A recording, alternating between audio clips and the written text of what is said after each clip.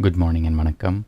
In this video, we're going to be reading from Dancing with Shiva, Hinduism's contemporary catechism, written by Satguru Sivaya Subramania Swami, a richly illustrated sourcebook of Indian spirituality in question and answer form, exploring how to know the divine, honor all creation, and see God everywhere in everyone. Today's lesson is lesson 125, and we'll begin by reading the caption to the facing image. Outside a bucolic town, a Satguru holding the Yoga Danda lifts his hand to bless a sincere seeker, then lightly places his foot on the devotee's head. Such rare benediction confers immense grace and dispels the dross of ego and the thraldom of Maya. Lesson 125. What is the Satguru's unique function? Shloka 125. To transcend the mind and reach the ultimate goal, seekers need the guidance of a Satguru, an enlightened master who has followed the path to its natural end and can lead them to the divine within themselves. Aum Namah Sivaya. Bhashya. The Satguru is the devotee's spiritual guide and preceptor, friend and companion on the path. Having become religion's consummation, the Satguru can see where others are and know what their next step should be. Nothing is more precious than the first soul-quickening, life-changing Shaktipata from the Guru. Nothing is more central to spiritual awakening than the progressive Dikshas or initiations he bestows. A Satguru is needed because the mind is so cunning and the ego is a self-perpetuating mechanism. It is he who inspires, assists, guides, and impels the Shishya toward the self of himself. The Satguru, perfected in his relationship with Shiva, administrates the sadhana and tapas that slowly incinerate the seeds of sanchita karmas. It is his task to preside over the annihilation of the Shishya's ego and subconscious dross, all the while guiding the awakened kundalini force so that safe, steady progress can be made from stage to stage. The Agamas affirm, individuals who become by the grace of Shiva, eager to extricate themselves from worldly fetters, obtain initiation from a competent preceptor into the path that leads to Shiva Sayujya. Aum Namah Sivaya. Good morning and vanakkam. In this video, we're going to be reading from Living with Shiva, Hinduism's contemporary culture, written by Satguru Sivaya Subramania Swami. 365 daily lessons based on ancient Vedic laws, disclosing how to approach family, money, relationships, technology, food, worship, yoga, and karma to live a truly spiritual life. Today's lesson is lesson 125, and the topic is spiritual journaling. The maha, vasana, daha tantra, a once-in-a-lifetime experience, is the practice of writing down 10 pages of memories on letter-size lined paper, about 10 words per line, 28 lines, totaling 250 to 280 words per page, for each year of your life to date, and burning them in an ordinary, non-auspicious fire. To begin, put together a collection of 10 blank pages for each year of your life. Each page must be carefully marked with the page number, the year, and your age at that time. Then set aside at least 50 pages for each of the other 4 parts of this tantra. As you proceed in your journaling, you will find it necessary from time to time to backtrack or jump ahead to a year when memories pop up related to a certain period. In other words, it's okay to write about years out of order, especially when old memories arise naturally, but do so on the designated pages. This is the reason for numbering each page in the way suggested above. Each time a page on one of the years has been completed, it must be immediately burned. After your journaling of 10 pages per year is complete, there are 5 more steps, making 6 in all.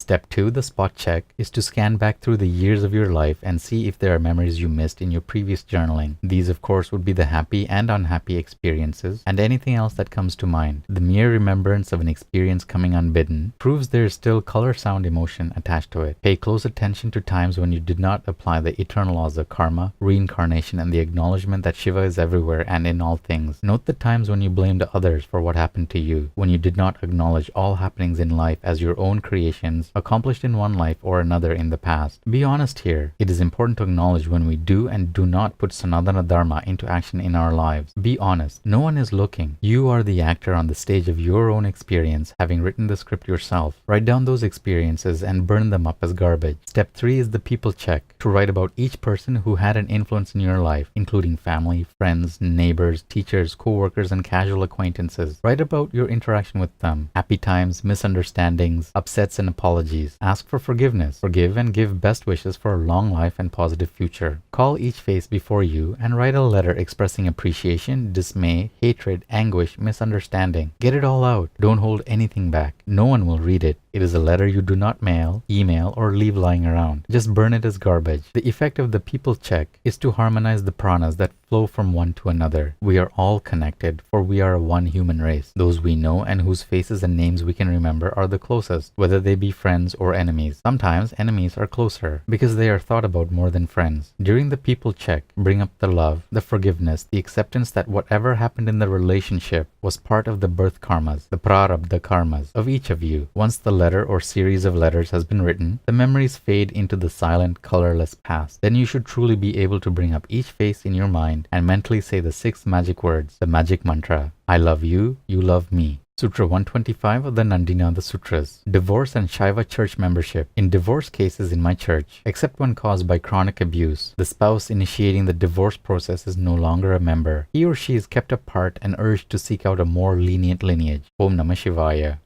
Good morning and vanakkam. In this video, we'll be reading from Merging with Shiva, Hinduism's contemporary metaphysics, written by Satguru Sivaya Subramania Swami. 365 enlightenment lessons from a mystical master, revealing the depths of Raja Yoga, the clear white light, the states of mind, and the ultimate spiritual destiny of every seeker.